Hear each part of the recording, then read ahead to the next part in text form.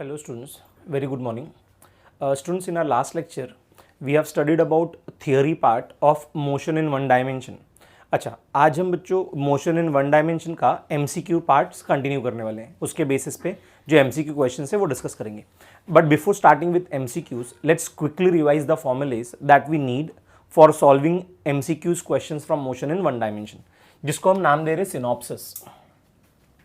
Now synopsis of motion in one dimension.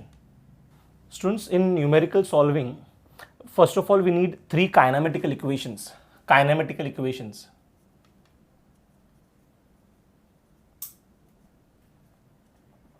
Kinematical equations. Now, very first kinematical equation is V is equals to U plus AT. Second kinematical equation we have S is equals to ut plus half at square. Third kinematical equation is v square is equals to u square plus 2as. अच्छा students, make sure कि these kinematical equations are valid only for uniform acceleration. Students, uniform means constant acceleration. As long as the acceleration of the body remains constant, only till then we can use these kinematical equations. अच्छा students, इसके बाद में we have discussed the formula for distance covered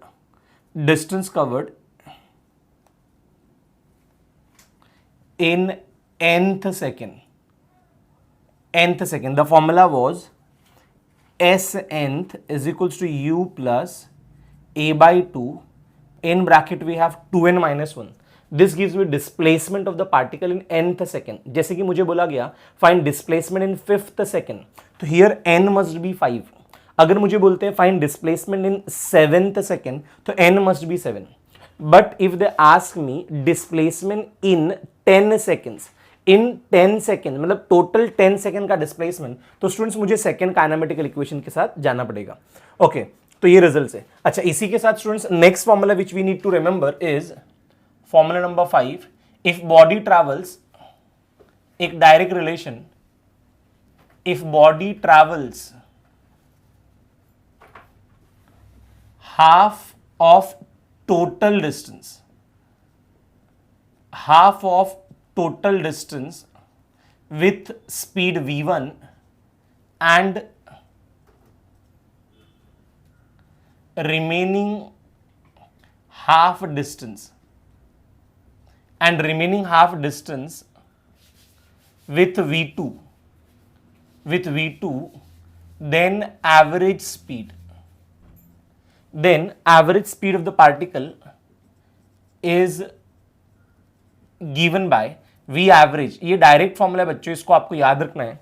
अगर पूरी journey का half distance is travel with speed v1 and the remaining half distance is travel with speed v2, then the average speed of the particle will be obtained by using the formula 2 times v1 v2 upon v1 plus v2. This is the formula for finding average speed. अच्छा, इसमें students next formula which we need to remember is if body travels half of the total time with v1.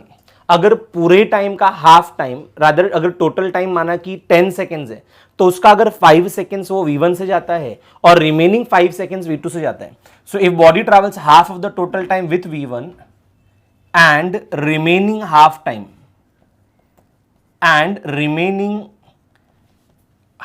Time with v2, then average speed is given by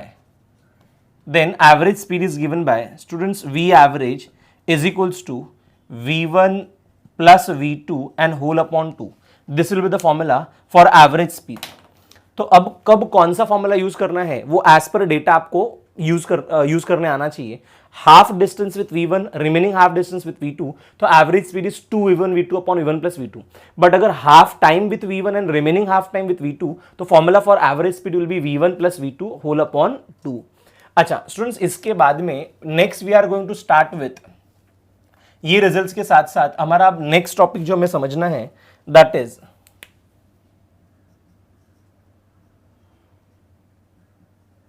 motion under gravity. Motion under gravity. अच्छा students, अगर मैं ये pen को drop करूं तो you know this pen will be under the influence of gravitational force. कोई भी body को when we release the body experience gravitational force. अच्छा, because of that gravitational force the body is accelerated and the acceleration is called as acceleration due to gravity. अच्छा, अगर कोई particle is undergoing any acceleration and that is caused due to gravity, या आप ऐसे समझो, अगर किसी body पर लगने वाला acceleration is because of gravitation force, so that acceleration is called as acceleration due to gravity. और कोई भी बॉडी जो ग्रेविटेशन फोर्स के इन्फ्लुएंस में मूव करता है, उस बॉडी के मोशन को we call motion under gravity. Rather every freely falling body, अगर हम एक स्टोन को थ्रो कर दें, अगर मैं एक पेन को थ्रो करूं, सो ये स्टोन, एक pen, if a ball is release from some height of a building, so ये सारे objects will be moving under the gravitational force and these bodies are said to be undergoing motion under gravity. In bodies के motion को हम क्या कहते हैं बच्चों? motion under gravity. अच्छा, अब first of all gravity का value अगर मैं ऐसा लिखूं, suppose करो कि ये एक body है, rather this is earth, let's assume ये earth और radius of the earth is r. इस earth के surface पर suppose करो ये एक body है. अच्छा, so force acting on the body according to Newton, the force acting on the body is g times. Suppose करो mass of earth is m और बॉडी का मास स्मॉल m है, तो इस बॉडी पर अर्थ की वजह से लगने वाला force gmm upon r square. Earth की वजह से बॉडी पे लगने वाला force is F is equal to gmm by r square and this force is called as gravitational force, जो हम आगे के चैप्टर्स में पढ़ेंगे. अच्छा, अब students you know force can be written as mass into acceleration. So अगर मैं m इंटू a लिखूं तो this will be gmm by r square. अच्छा, mm gets cancel, capital M is mass of earth, small m is mass of the body, so here a का formula comes out to be gm by r square. और students इसी a को we call acceleration due to gravity and we denoted by g. उसी a को हम क्या कहते हैं? Acceleration due to gravity. Gravity की वजह से जो एक्सेलरेशन आता है बच्चों, that is called as acceleration due to gravity which is denoted by g and the formula is gm upon r square. और स्टूडेंट्स अर्थ के लिए this value comes out to be 9.8 metre पर second square. Earth के लिए we take this value as how much बच्चों? 9.8 metre पर second square and that we consider constant. अच्छा, अब ये कहां तक कांस्टेंट होगा? अगर मैं अर्थ के सरफेस से अप टू 4 और 5 किलोमीटर की बात करूं, अर्थ के सरफेस से up to 5 kilometre we can consider this acceleration due to gravity to be constant. But अगर आप इसके ऊपर जाते हो 10 किलोमीटर 50 किलोमीटर, तो उन सारे हाइट्स के लिए जी का value won't be 9.8, so that will keep on changing. अब 5 किलोमीटर के ऊपर का एक्सेलरेशन कैसे कैलकुलेट करना है वो हम दूसरे चैप्टर में पढ़ेंगे, that is called as gravitation. Here in this chapter mostly जब भी हम बॉडी को प्रोजेक्ट करेंगे, रादर थ्रो करेंगे, तो बॉडी की जो हाइट होगी वो अप टू 5 किलोमीटर तक के ही क्वेश्चंस आएंगे and you can consider up to 5 kilometre g का value to be constant and that is equals to 9.8 metre पर सेकेंड स्क्वेयर. अच्छा, अब मोशन अंडर ग्रेविटी से रिलेटेड कुछ important formulas will be discussing. अच्छा, वो फॉर्मूलेज क्या हैं वो हम देख लेते हैं, बिकॉज उन फॉर्मूलेज को यूज करके we have to solve few questions of motion in one dimension. Now very first formula, very first students, सबसे पहला बात, अगर मैं अज्यूम करूं कि this is ground, let's assume this is ground and a body is projected. ये एक body है, this is projected with some speed u. ये बॉडी को हमने u स्पीड से प्रोजेक्ट किया, तो definitely body will rise up. अच्छा, this body while moving up कहने से इसका पाथ ऐसा होगा, ये बॉडी पहले ऊपर जाएगा और फिर ये ऐसे नीचे आएगा. स्टूडेंट्स ऑल्दो बॉडी जिस पाथ के अलॉन्ग, जिस लाइन के अलॉन्ग जाएगा वो आएगा भी उसी लाइन के along, but for better understanding मैंने उसको जाते वक्त ये पाथ शो किया और आते वक्त ये, बट एक्चुअली है दोनों सेम लाइन पर। अच्छा, अब इस पॉइंट को we call, this point is called as, rather this height is called as H max. Students अगर मैं इस वाले पॉइंट को नाम दूं A और ये वाला पॉइंट मेरा B है, सो ये जो AB है बच्चों, that AB is called as H max. H max का मतलब maximum height. Students when I project a body in upward direction, body while rising up, उसकी वेलोसिटी अपवर्ड है but gravity is acting downward, so gravity is opposing its motion and because of that opposition body का speed goes on decreasing, और जो चीज कम होती है वो कभी ना कभी जीरो भी होगी। तो ये बॉडी ऊपर जाते वक्त उसका speed went on decreasing and we are assuming कि एट पॉइंट बी उसका velocity became zero. At point B velocity is zero.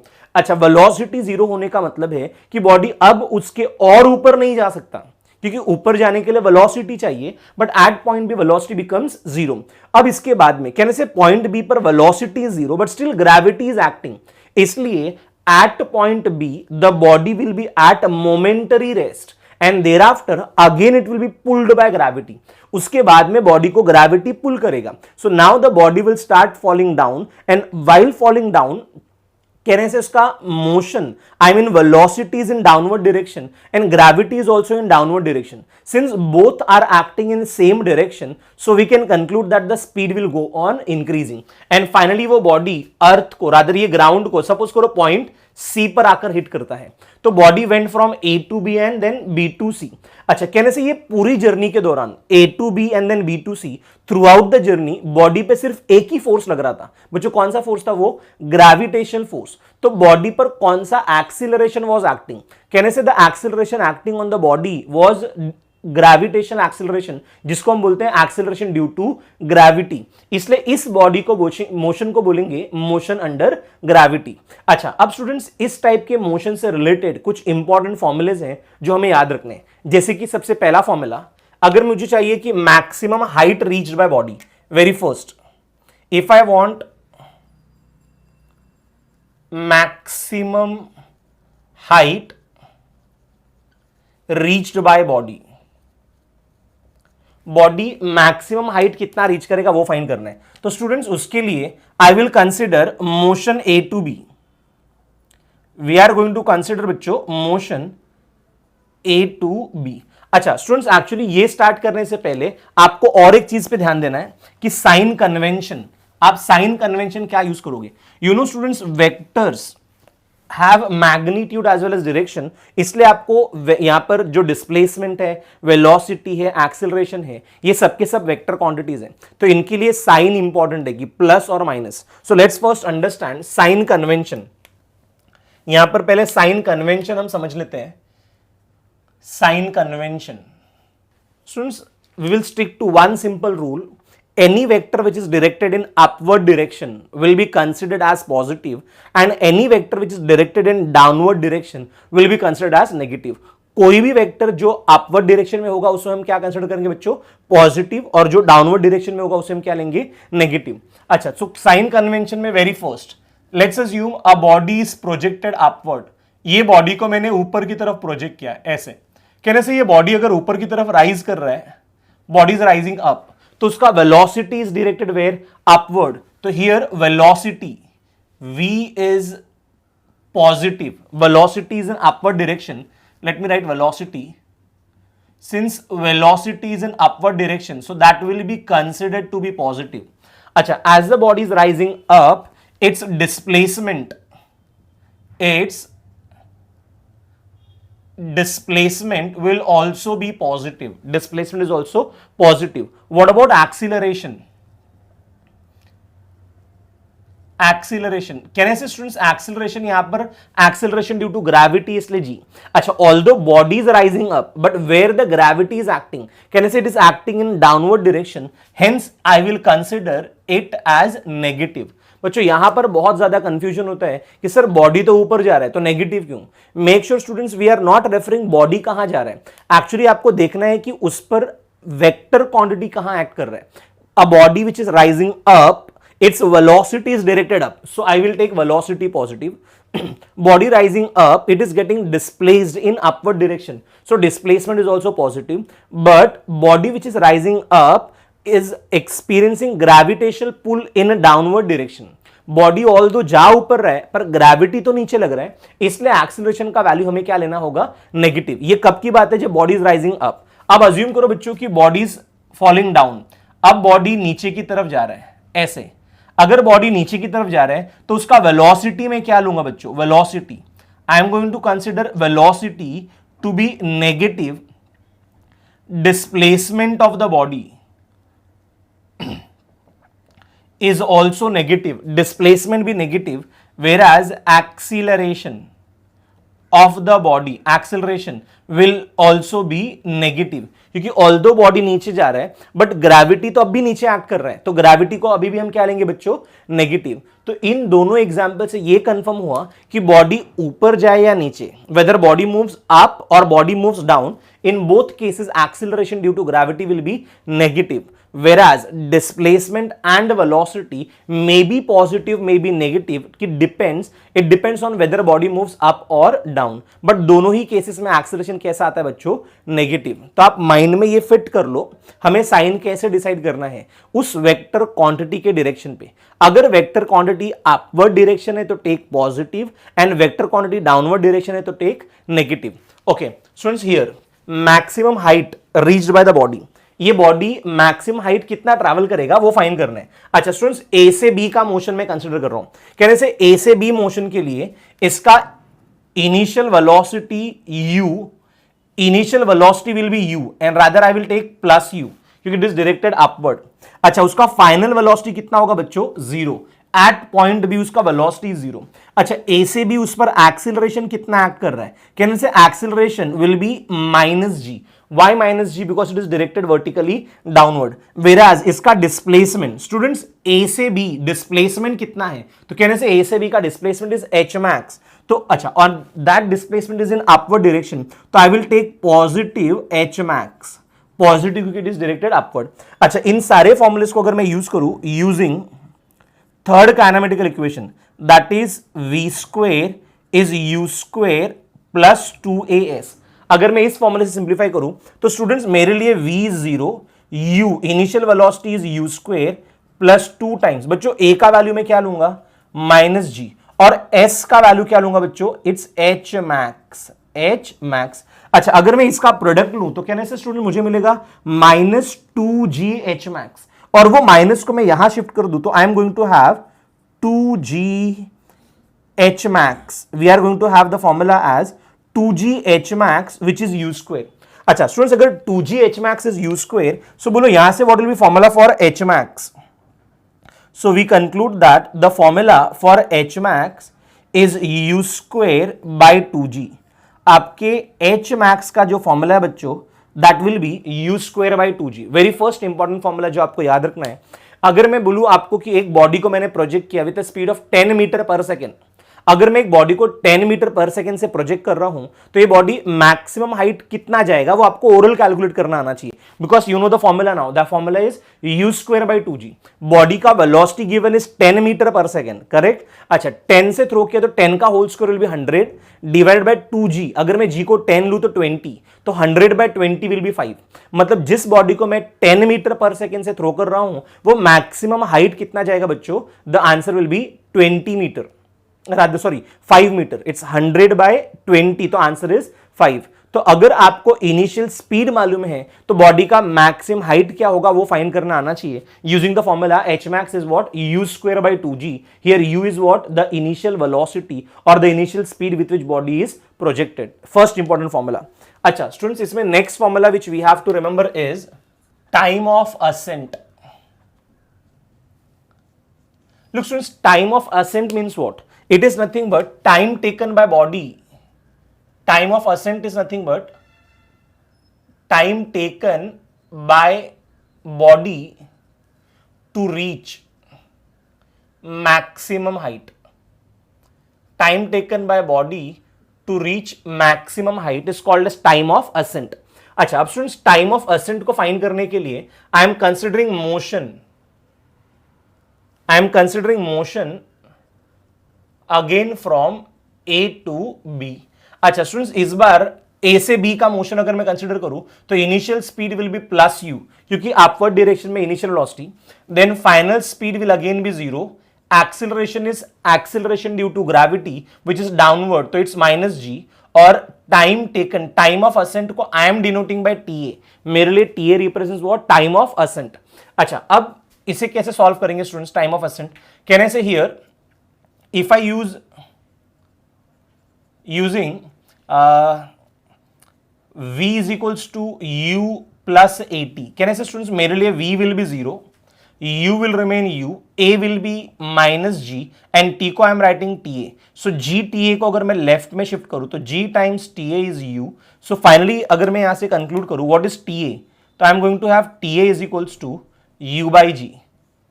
Remember, this is the time taken by any body to reach maximum height. जैसे मैंने body को 10 metre पर second से project किया तो वो मैक्सिमम हाइट कितने समय बाद पहुंचेगा, तो फॉर्मूला इज u बाई जी। मेरा अगर u 10 है और g भी 10 है तो 1 सेकेंड में कहां पहुंच जाएगा बच्चों, मैक्सिमम हाइट पे, तो ये उसका वैल्यू है। अच्छा, इसके बाद में next we have to find, next is time of flight. Students, time of flight is nothing but time taken to complete the journey.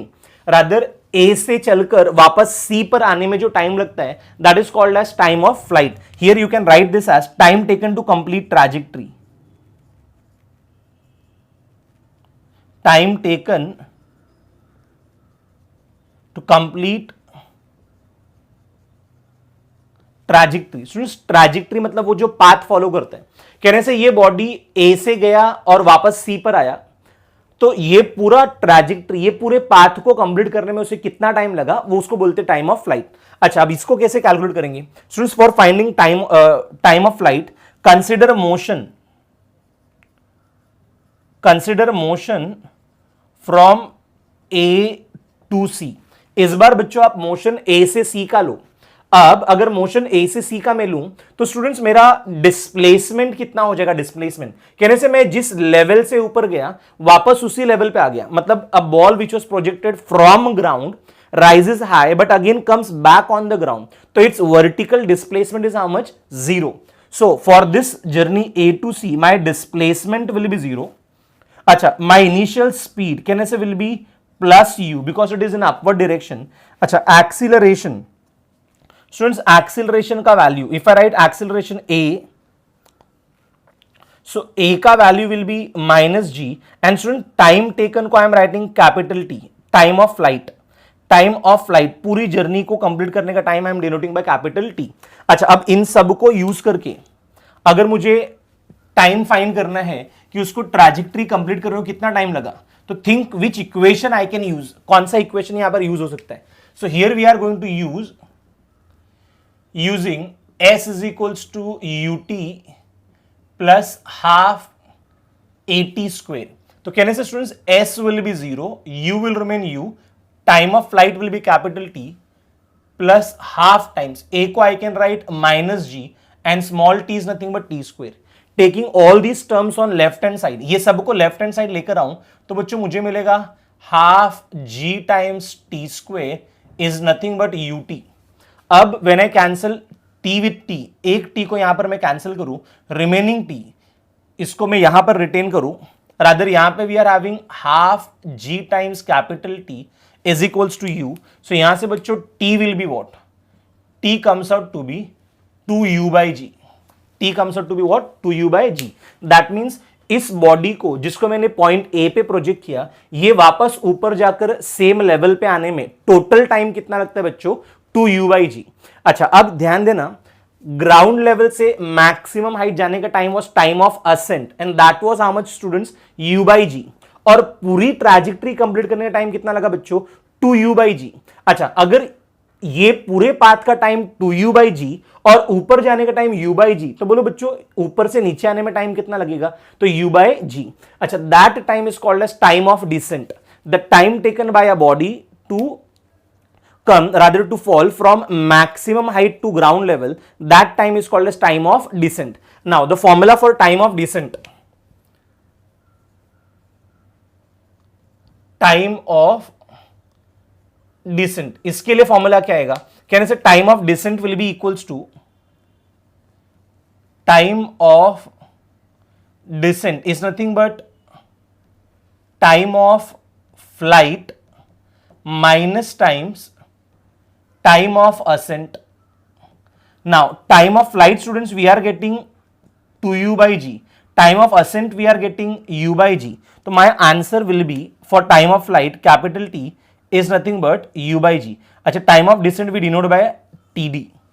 So जितना टाइम ऊपर जाने को लगेगा उतना ही टाइम नीचे आने को लगेगा. This will be the formula for time of descent. अच्छा स्टूडेंट्स, ये रिजल्ट्स के बेसिस पे हमें एग्जाम में क्वेश्चंस कैसे आ सकते हैं वो देखते हैं. यहां पर जो मेन फॉर्मुलेज है वो आपको याद रखना है. H max is given by u square by 2g.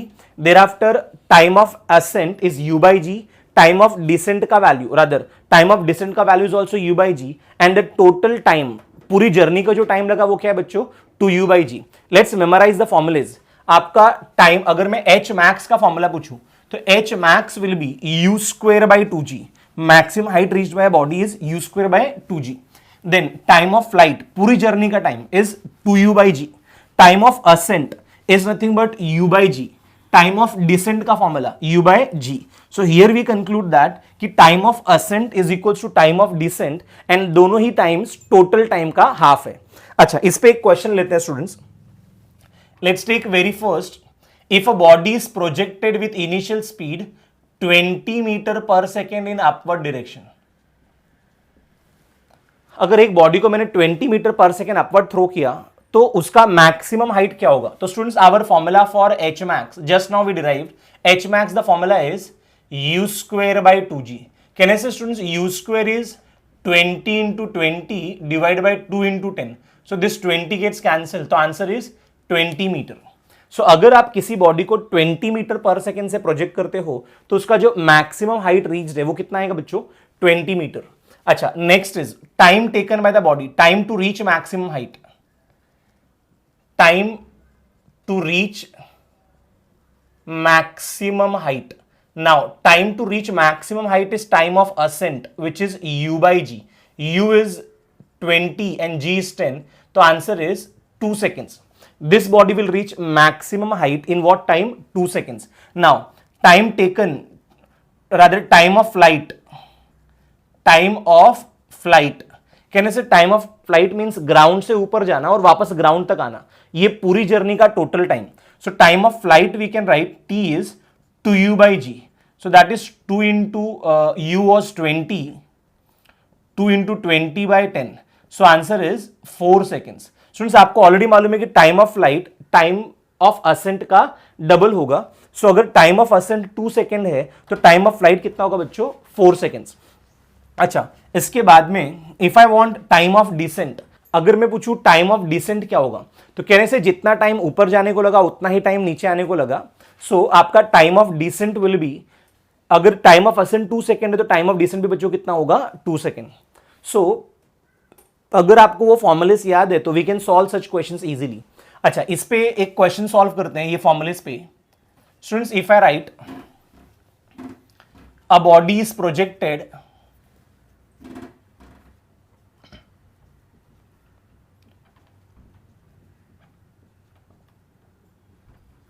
a body is projected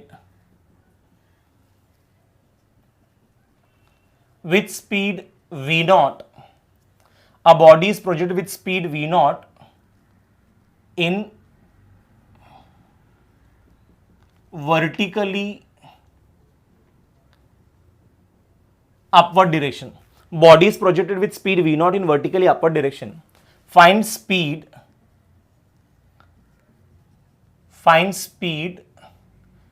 when it is at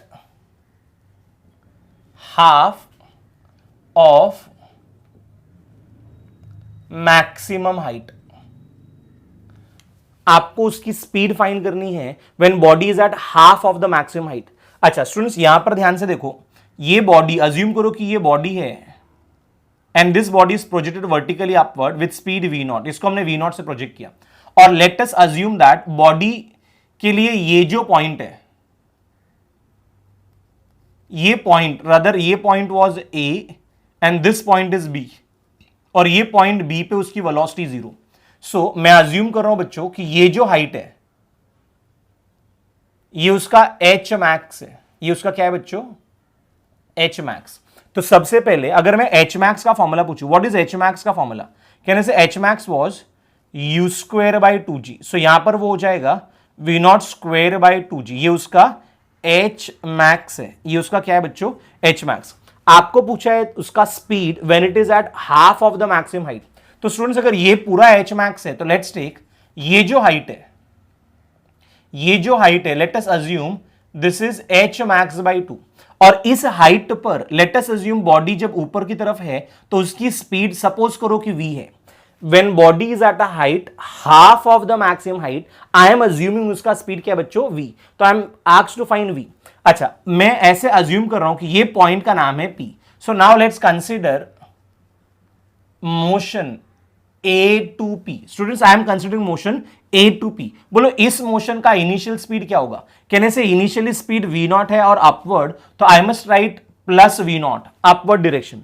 अच्छा, a to p में उसका डिस्प्लेसमेंट भी अपवर्ड, सो कहने say that must be plus h max by 2। अच्छा, उसका एक्सिलरेशन कहने से body को थ्रो कर दिया तो body is moving under gravity, तो acceleration will be minus g। अच्छा, अब अगर मैं इन सबको यूज करूं और लेट्स अप्लाई द फॉर्मूला। अच्छा, फाइनल स्पीड क्या है बच्चों? उसका फाइनल स्पीड कहने से final speed v is nothing but v, और वो भी प्लस है क्योंकि अपवर्ड डायरेक्शन में। Now we are using the formula using v square is u square plus 2as।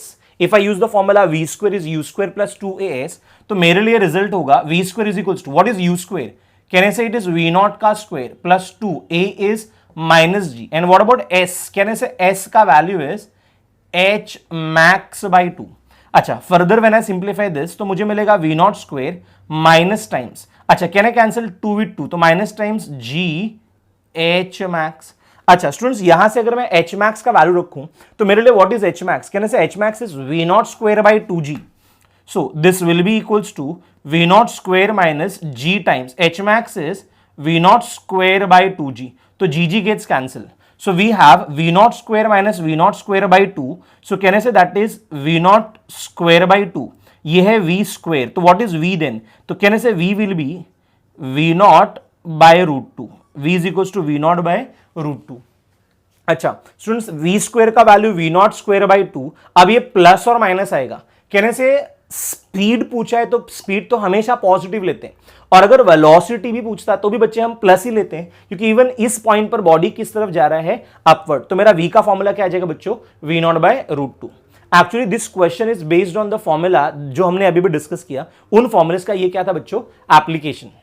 Okay, अब based on kinematical equations, students ये सब जो फॉर्मूलेस थे ये सब कब यूज करना है? When body is rising up. अब अगर मैं बॉडी का मोशन डाउनवर्ड डायरेक्शन में लेता हूं, अ body is moving in downward direction, rather a body is projected in vertically downward, तो अब उसके रिजल्ट्स क्या आएंगे वो हम देख लेते हैं। Now note, a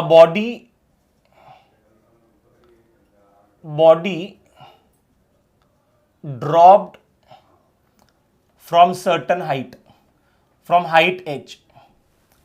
If a body is dropped from certain height h, suppose करो कि ये एक बॉडी है and this body is dropped, कहने से स्टूडेंट्स बॉडी इज ड्रॉप्ड, सो इसका initial speed will B 0। Body को ड्रॉप किया और सपोज करो बॉडी ये पाथ फॉलो करता है and finally body hits ground somewhere here, यहां पर बॉडी ग्राउंड को हिट करता है समवेयर हियर। अच्छा, सबसे पहली बात, ये जो हाइट है, let's assume this height is h, तो ये बॉडी ने हाइट कितना ट्रैवल किया? So very first height h, height from where body is dropped, height from where body is drop, body को कहां से ड्रॉप किया उसके लिए। तो स्टूडेंट्स यहां पर सिंस बॉडी इज ड्रॉप्ड तो इसका इनिशियल स्पीड विल बी 0। अच्छा, बॉडी का initial speed will B 0। If I ask you उसका एक्सिलरेशन, कहने से इट इज डायरेक्टेड डाउनवर्ड, तो acceleration will be minus g। What about its displacement? Can I say displacement is also in downward direction? तो it's minus h. अच्छा, और आपको find करना है उसका हाइट क्या है. स्टूडेंट्स हाइट के लिए रादर हाइट नहीं, वो टाइम कितना लगेगा. आप ऐसे ले लो कि height h is given, time taken to reach rather to travel height h. We have to find here time taken to cover height h. Height h time कितना लगेगा उसको h हाइट ट्रैवल करने के लिए. तो let's assume time taken is capital T. उसको इस point A से पॉइंट B तक आने में टाइम कितना लग रहा है T. So here I am using S is equals to ut plus half AT square. तो displacement I can write students minus times h displacement, u will be 0, half times a का value is minus g times and then t square total time. अच्छा, कहने से students ये minus और ये minus cancel हो जाएगा, तो I will be left with h is equals to half times g t square. अब अगर मैं 2 को यहां शिफ्ट कर दूं, g को डिवाइड डिनोमिनेटर में लेकर आऊं, तो students we are going to have capital T to be equals to under root of 2h by g, under root of 2h by g. So आपको यहां पर ध्यान देना है, if a body is drop from certain height h, उस बॉडी को h height h distance travel करने में टाइम कितना लगता है, तो answer is root of 2h by g. अच्छा, नेक्स्ट इज अज्यूम करो कि बॉडी b को हिट करता है विथ स्पीड v. तो second we have to find speed with which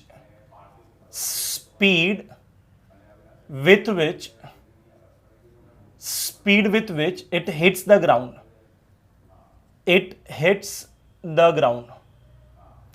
Speed with which it hits the ground. So here using, अच्छा, इस motion के लिए again u will be 0 from a to b, u will be 0. कहने से v का value we are considering in downward direction. Suppose करो कि it's v.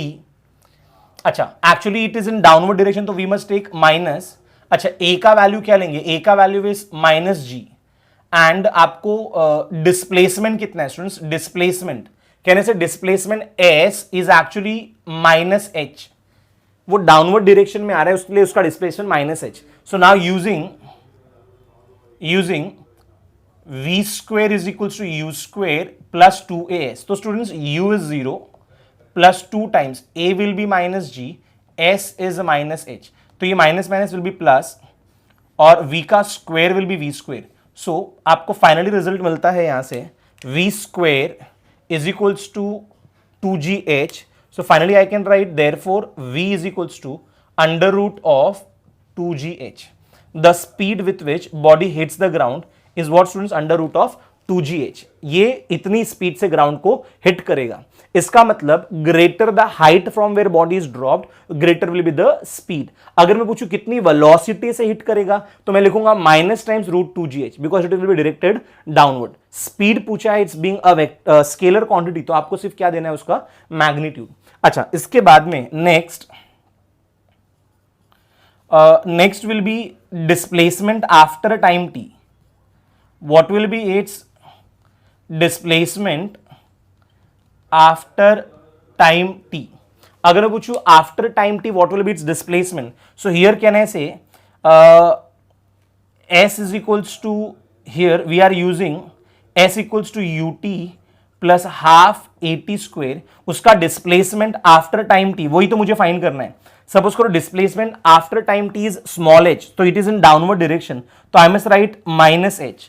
Assume करो कि t सेकेंड बाद उसका डिस्प्लेसमेंट डाउनवर्ड में h है, initial 0 plus half times again a will be minus g and then t square. Minus minus gets cancel, तो h comes out to be half times gt square. तो यहां से students अगर मैं पूछूं उसका डिस्प्लेसमेंट कितना है आफ्टर टाइम t, तो उसका displacement h comes out to be half gt square. ये उसका डिस्प्लेसमेंट है. अच्छा, what will be speed after time t? Speed after time t, rather let's write velocity after time t. अच्छा, velocity after time t. So here if I using v is equals to u plus at, u 0 a will be minus g into t. So आपको v का value students, therefore we conclude that therefore v is equals to minus times gt, ये उसका velocity है. अगर मैं speed की बात करूं तो कहने से यहां पे student speed is equals to gt, but velocity को पूछूं तो velocity will be minus times gt.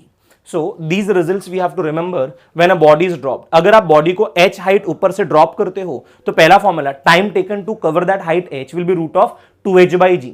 अच्छा, वो बॉडी ग्राउंड को कितनी स्पीड से हिट करेगा, तो answer is root of 2gh. अच्छा, इसके बाद में बॉडी t सेकेंड्स में कितना डिस्टेंस चलेगा, तो answer is half gt square. और अगर मैं पूछूं what will B its velocity after time t, तो आंसर इज माइनस gt. अगर वही मैं स्पीड पूछूं तो it will B only gt. Okay, so these are the results which we have to remember from motion under gravity. अच्छा students, इसके साथ में अब हम कुछ results from graph study करेंगे. Last time in our theory part we have studied two types of graph, position time graph and velocity time graph. अच्छा, position time graph का conclusion ये था कि the slope of position time graph gives speed और velocity time graph का जो slope है that gives acceleration. ये दो रिजल्ट्स हमने पढ़े थे. साथ में ये पढ़ा था कि area under the curve, area under velocity time graph gives displacement. अच्छा, अब कुछ और चीजें वेरी इंपॉर्टेंट स्टूडेंट्स, एक बार ये ध्यान देना. Very first, you know slope, slope is measured by the formula tan theta. Slope को हम कैसे मेजर करते हैं बच्चों, tan थीटा. अच्छा, अगर एंगल अक्यूट है, acute angle, if the angle is acute, अगर एंगल अक्यूट है तो tan विल बी पॉजिटिव, मतलब we can say slope is positive. Whereas if the angle is obtuse, if the angle is obtuse, तो here the slope will be negative. Acute angle का slope positive, obtuse angle का slope क्या है बच्चों, negative. अच्छा, इसके बाद second students, अगर मैं ऐसे देखूं, हियर लेट्स टेक ये y और ये x, this angle is let's assume theta. Now if the angle is theta, the slope for this line will be tan theta. Okay, if I increase angle and now it is suppose theta 1, तो कहने से I M increasing slope.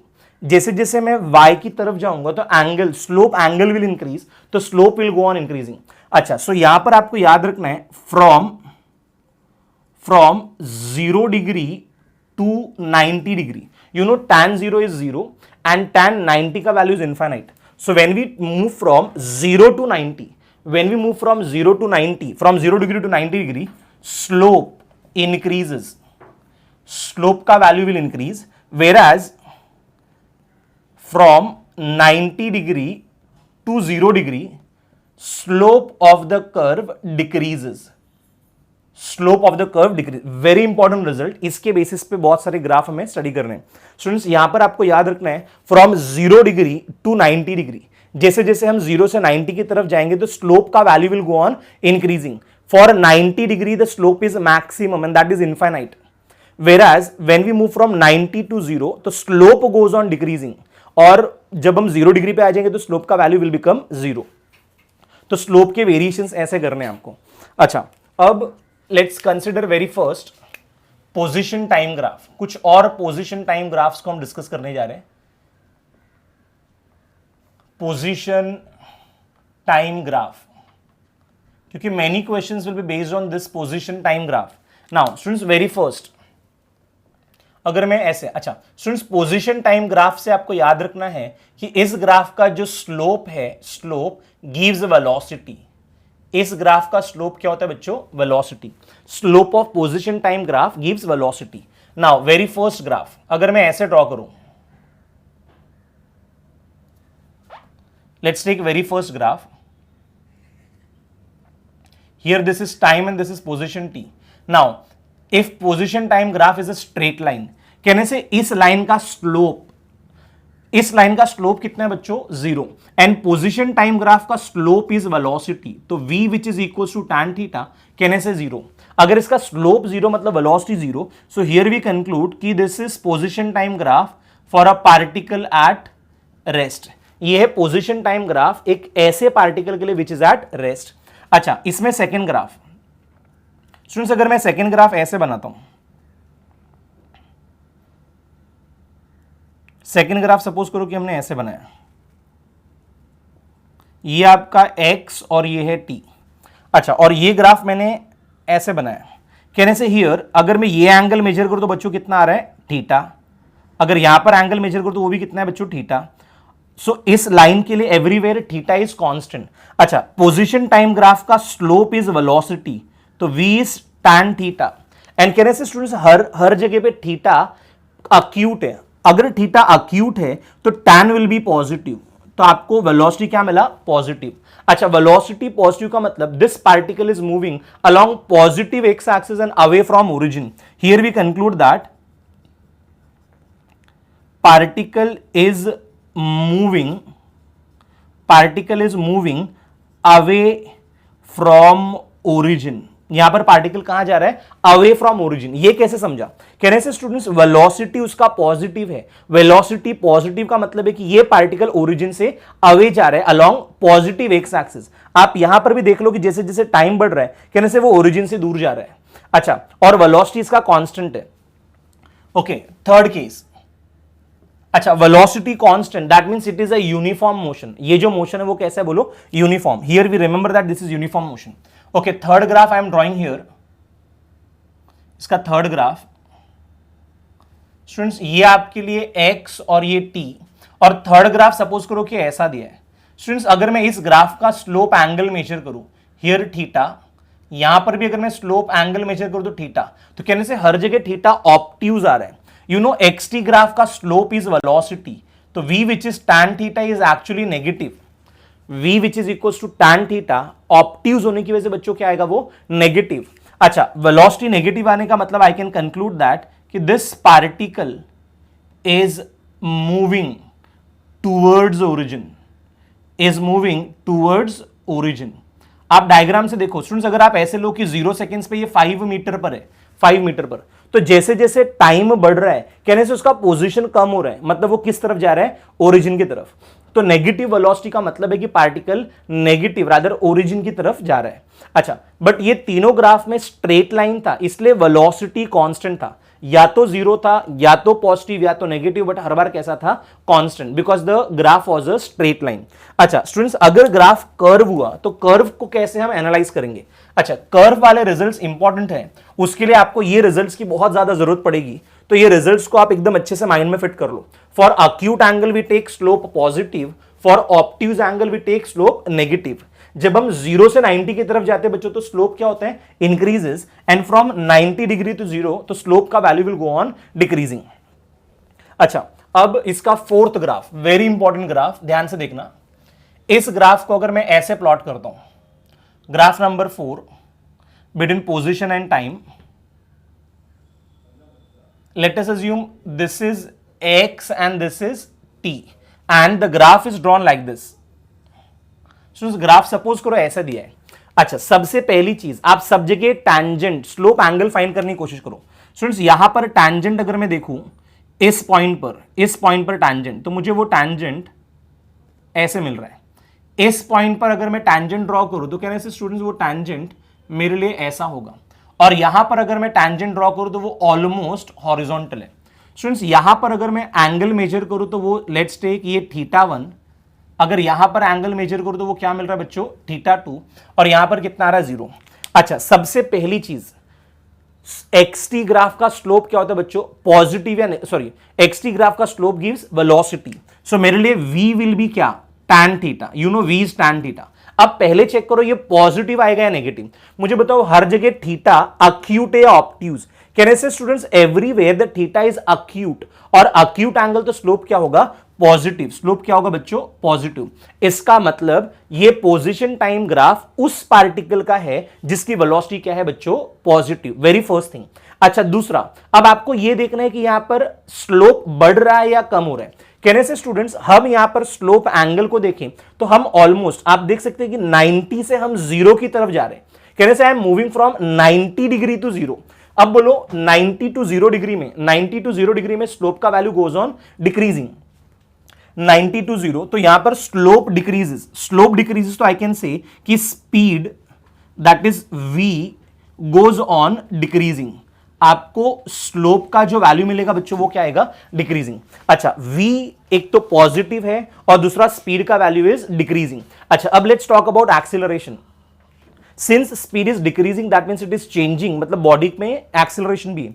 अच्छा, acceleration का value a, we find speed is positive, velocity is positive and at the same time it is decreasing. अच्छा, अगर ये decreasing है तो definitely acceleration must be negative.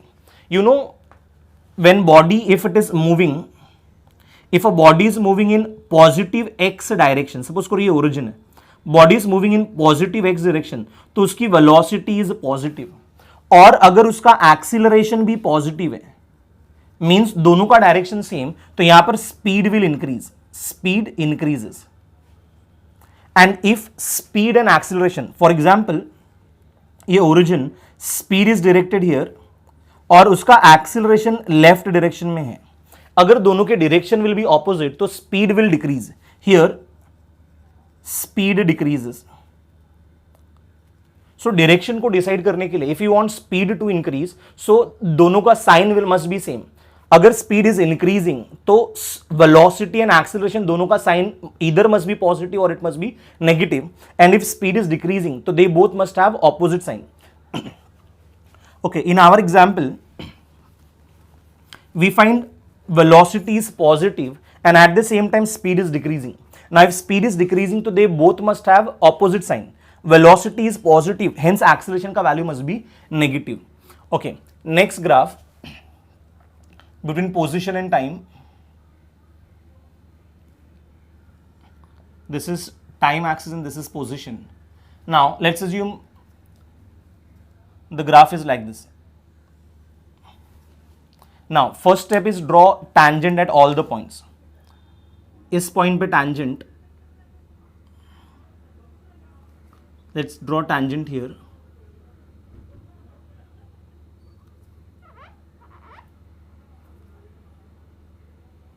And finally let's draw tangent here. Now very first case, let's assume that angle is theta 1. Here slope angle is theta 2, here almost vertical. So xt graph, slope is velocity, v is tan theta. Now everywhere theta is acute, so speed, velocity will be positive because theta is acute. Next we have to check it is increasing or decreasing. So here we find ki slope angle is changing from almost 0 degree to 90 degree. We know from 0 degree to 90 degree slope increases, and if slope is increasing, so we conclude that speed is also increasing. Speed is increasing because angle is changing from 0 to 90. Now अब acceleration का sign कैसा होगा? Now if speed is positive, rather velocity is positive and speed is increasing, so I can say कि acceleration का sign भी same होना चाहिए. So acceleration is also positive. अच्छा, इसमें both cases में we have, first case में speed was decreasing, second में speed is increasing. Let's take next case. Graph number 6. Between position and time, this is x and this is t. ये graph में let's assume the variation is this.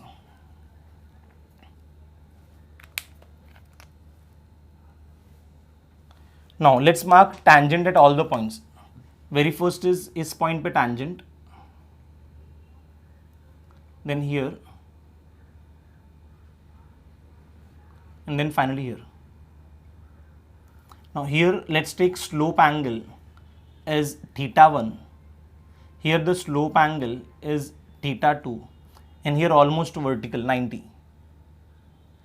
Okay, so again xt graph, so slope will be velocity, v is tan theta. Students, here everywhere the angle is obtuse. If angle is obtuse, we know for obtuse angle slope is negative, so velocity we are getting negative because the angle is obtuse. अब secondly check करो कि it is increasing or decreasing. Can I say here almost from 0 degree, from 0 horizontal to vertical we are moving, from horizontal to vertical, that is 0 to 90. and we know from 0 to 90 में slope increases, so here I can say कि speed is increasing, speed of the body is increasing. Now if speed is increasing, तो अब इसका acceleration का sign क्या होगा? You know speed is increasing, तो velocity and acceleration का sign same होना चाहिए. अगर v is negative, so therefore we conclude कि acceleration must also be negative. अगर दोनों का साइन सेम होगा, then only the speed will increase. अच्छा, इसमें जो लास्ट वेरिएशन है between position and time, this is position axis. Let's take this is time, x versus t.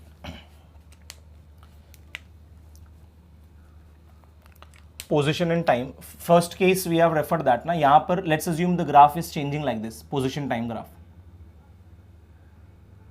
ये variation है. Okay, starting from here, very first, the tangent is almost a vertical line. At this point, then here, and finally here. यहाँ पर almost आपको horizontal मिल रहा है. ये angle अगर check करो तो almost 90. This angle let's take theta 1, this angle theta 2, and this is almost 0. अच्छा, again xt graph, तो slope will be velocity, v is tan theta. अच्छा, very first it's positive or negative, तो everywhere the angle is obtuse. If angle is obtuse, तो velocity will be negative. Now next we have to check it is increasing or decreasing. So students, here initially the line is vertical, we are moving from vertical to horizontal, that is from 90 to 0 degree, and from 90 to 0 the slope decreases, and slope decreases, so here we conclude कि speed of the particle, speed is decreasing, speed of the particle is decreasing. Now if speed is decreasing, तो v and a का sign must be opposite. अगर v is negative, so here acceleration must be positive.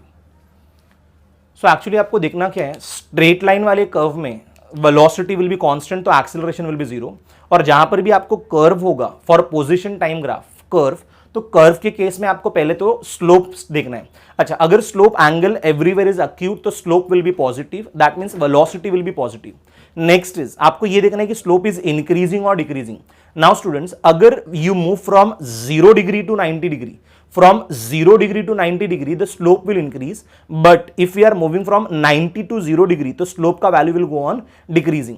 अच्छा, and finally अच्छा increasing degree, इसके साथ में आपको check करना है कि एक्सीलरेशन पे क्या इफेक्ट है, एक्सीलरेशन पॉजिटिव लेना है नेगेटिव. अगर आपका स्पीड इज इंक्रीजिंग, तो जो वेलोसिटी का साइन होगा वही एक्सीलरेशन का भी साइन होगा, लेकिन अगर स्पीड इज डिक्रीजिंग तो वेलोसिटी एंड एक्सीलरेशन के sign must be opposite.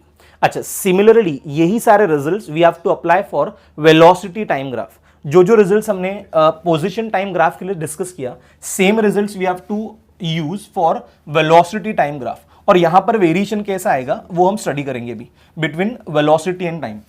Now slope of velocity time graph, slope of velocity time graph gives acceleration, and area under velocity time graph, area under velocity time graph will give displacement.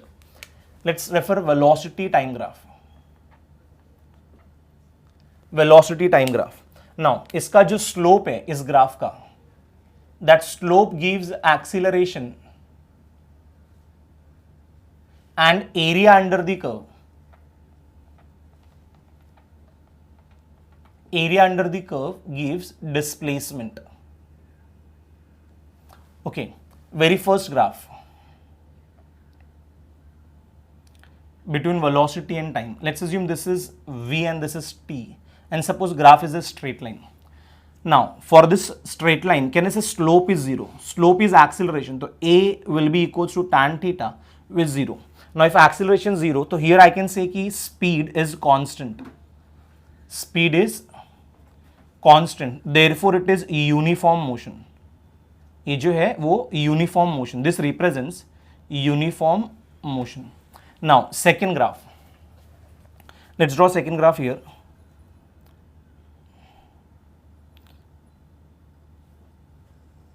Again second graph between velocity and time, and let us assume it is a straight line passing through origin. Now for this line, if I measure slope angle, let's take here the slope angle is theta, तो here also slope angle is theta, यहाँ पर भी slope angle is theta. तो students everywhere slope angle is acute. You know VT graph का slope is acceleration. VT graph का slope is acceleration, that is tan theta, and everywhere theta is acute, so that is positive. Acceleration we are getting positive.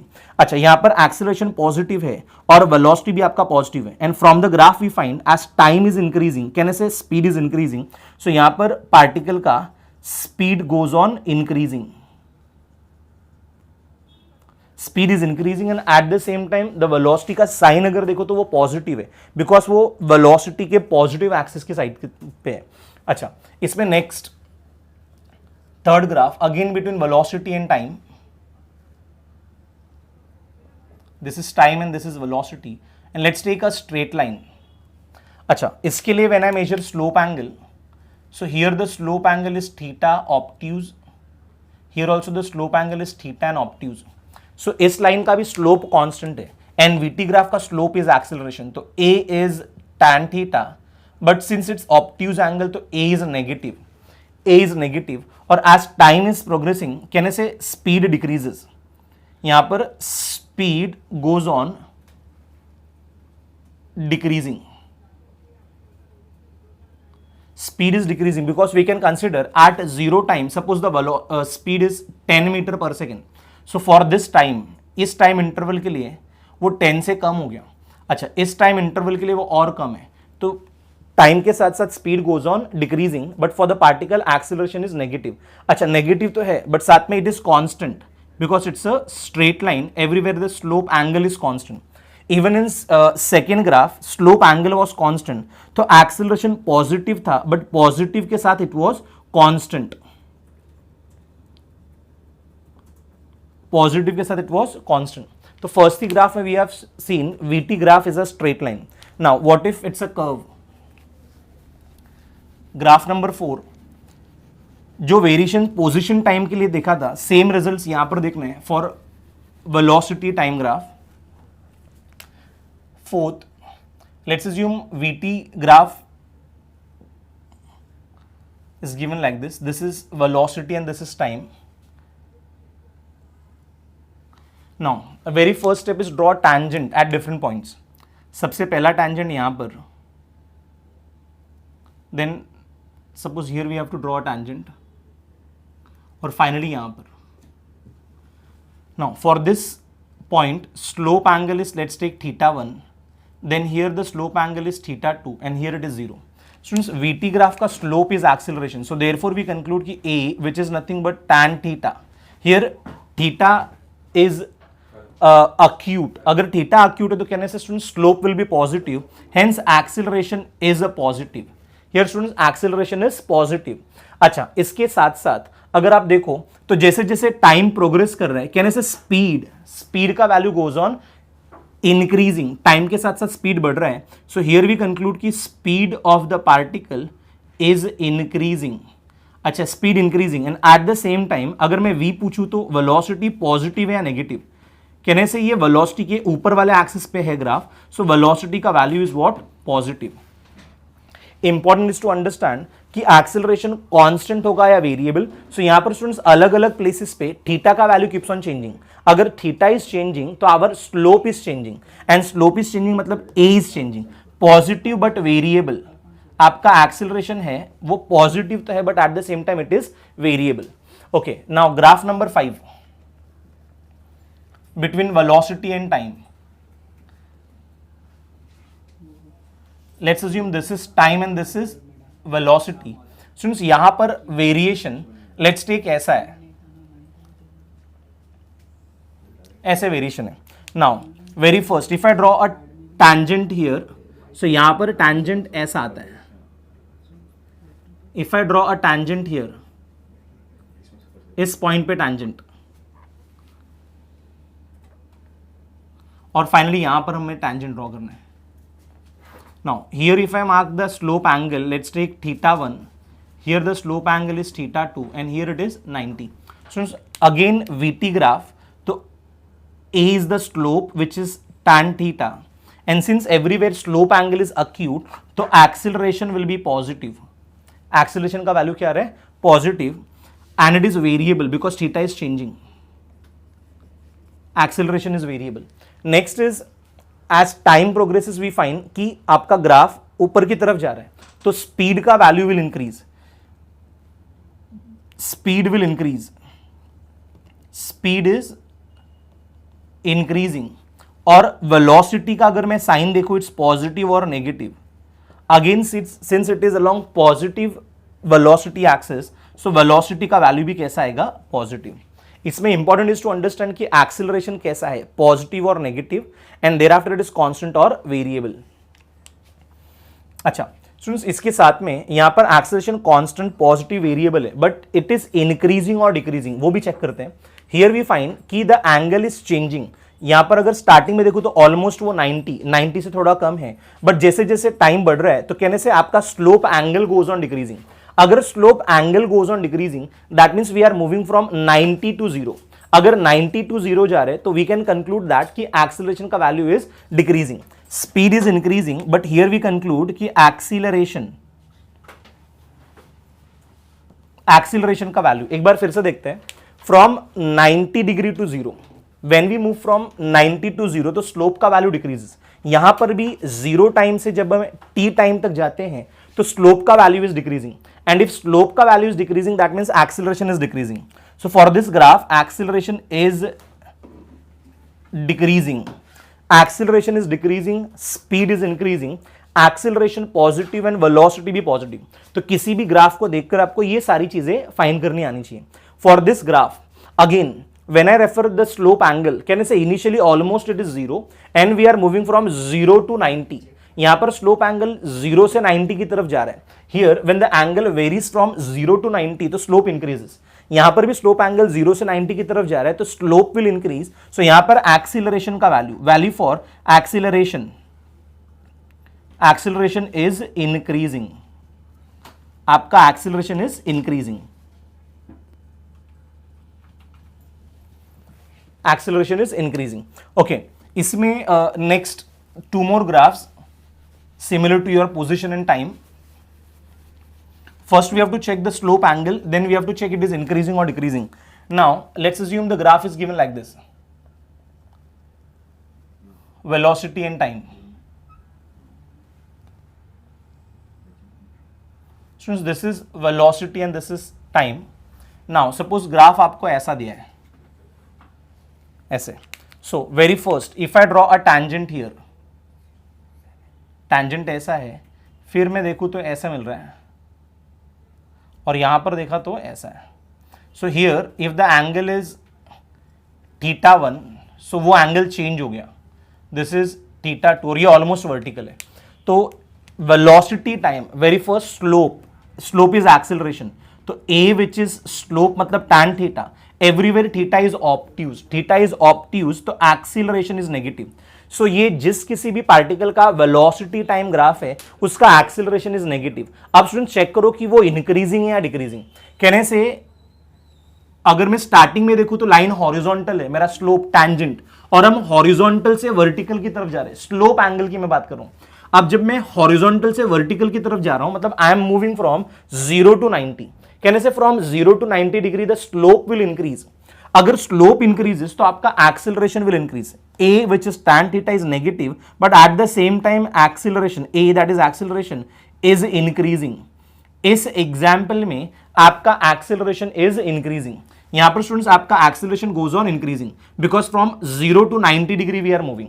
अच्छा, what about speed? अगर मैं पूछूं कि velocity positive या negative, तो students यहां पर आपके लिए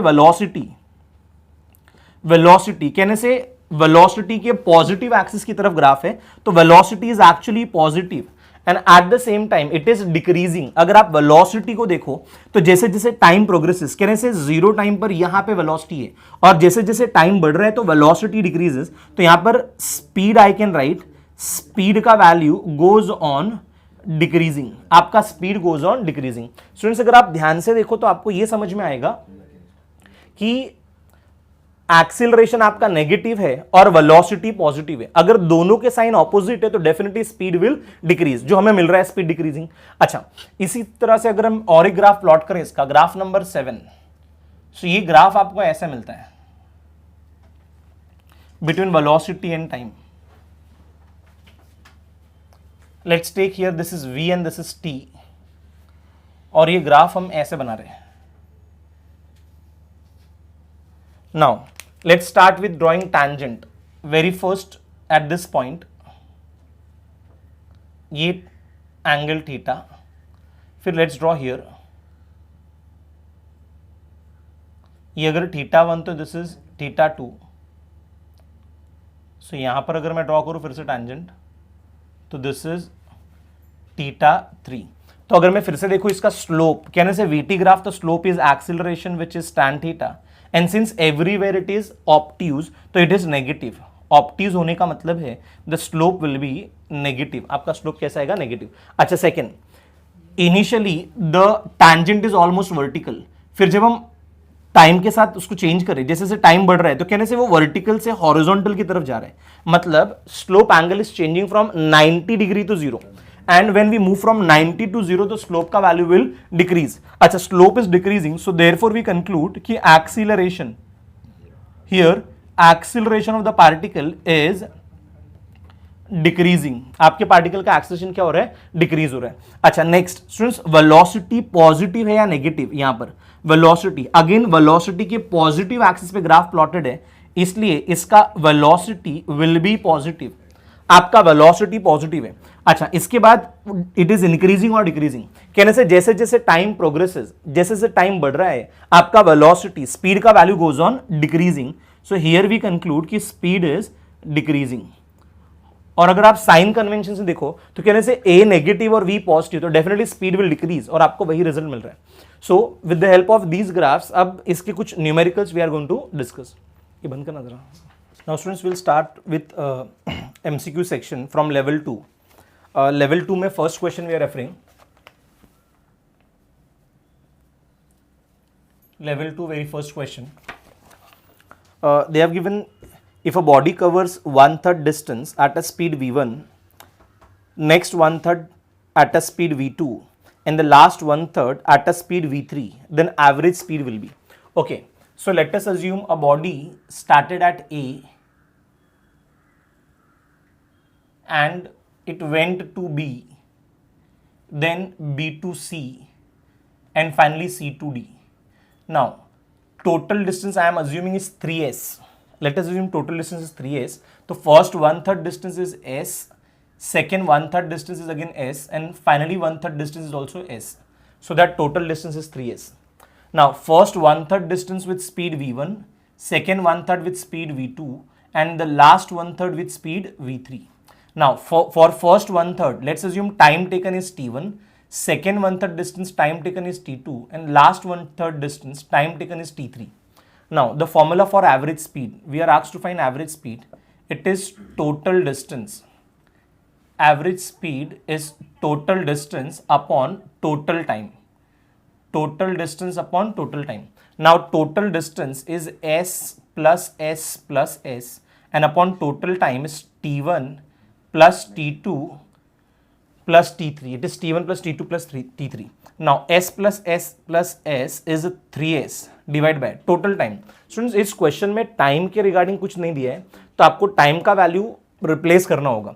now we know speed is distance upon time, तो I can write time is equals to distance upon speed.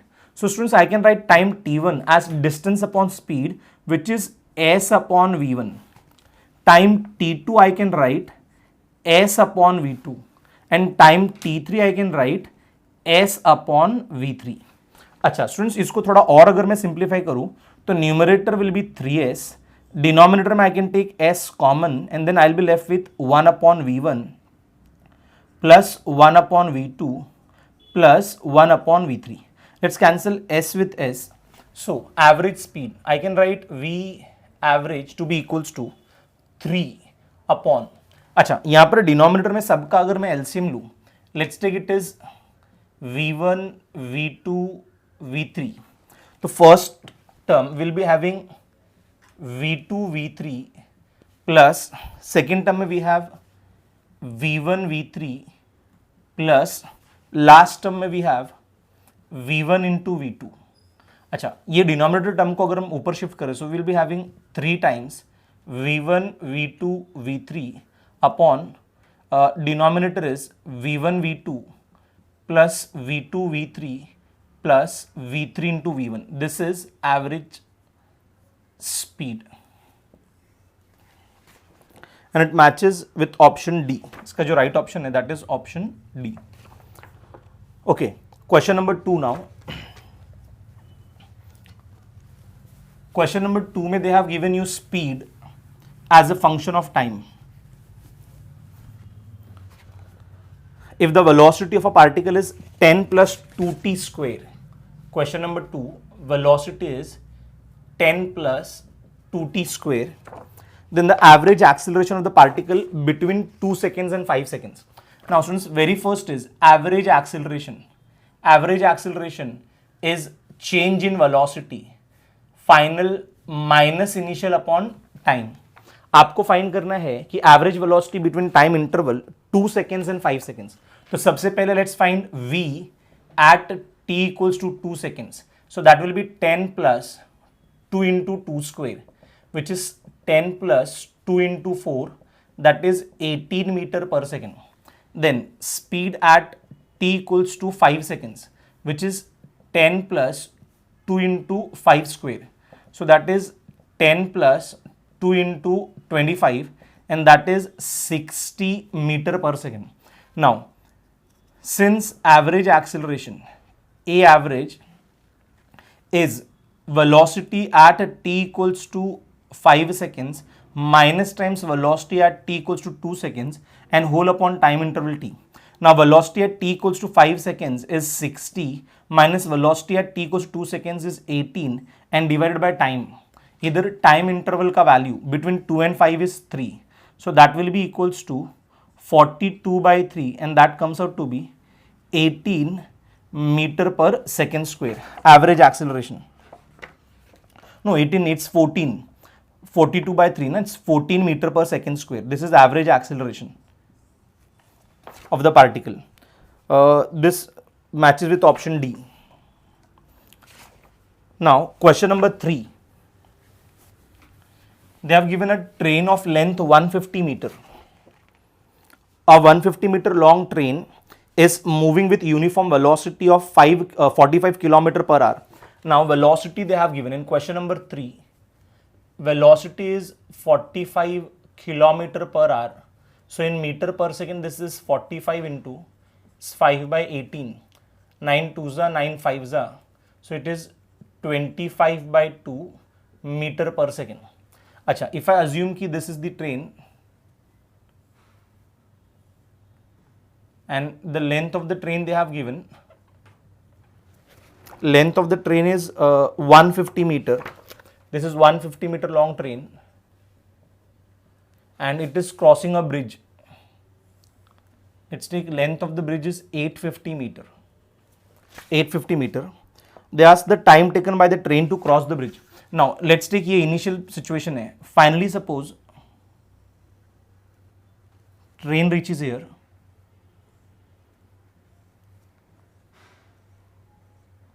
अच्छा students, from this position to this position, can I say यहाँ से यहाँ तक train has travelled 850 meter. Train ने 850 meter travel किया but still train is on the bridge. Bridge cross करने का मतलब finally train must be here. Now here I can say train has covered 850 meter length plus 150 meter extra. So bridge को cross करने के लिए total distance travel by the train is 850 plus 150 that is 1000 meter. So time taken, I can use the formula since speed is constant. तो time is distance upon speed. Distance upon speed. Distance travelled by the train is actually 850 plus 150 and divide by speed. With what speed train is moving? It's 25 by 2. 25 by 2. So that comes out to be 1000 into 2 divided by 25. So 25 40s are. So the answer is 80 seconds. Train is going to cross the bridge in what time? 80 seconds. And it matches with option C. So students, इसके जो remaining questions है, we are going to continue in our next lecture. Thank you.